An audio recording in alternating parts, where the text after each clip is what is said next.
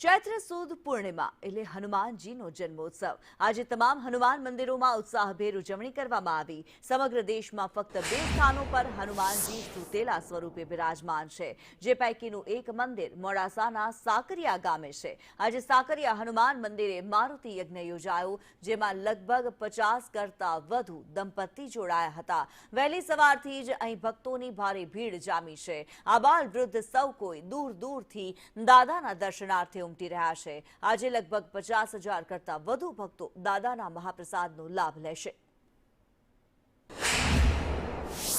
વર્ષોથી હનુમાન જયંતિનો મહોત્સવ જે ચૈત્રી સુદ પૂનમના દિવસે આવેલો છે, તે દિવસે લગભગ લાખો હજારો સંખ્યાની અંદર અહીં દર્શનાર્થીઓ લાભ લે છે તથા અહીં મારુતિ યજ્ઞનું મહા આયોજન કરવામાં આવેલું હોય છે, જેની અંદર દર વર્ષે 100થી 150 જેટલા કપલ એની અંદર લાભ લે છે। સાંજે મહાપ્રસાદનું આયોજન કરવામાં, જેમાં 50,000થી 1 લાખ જેટલા વ્યક્તિઓ મહાપ્રસાદ લે છે।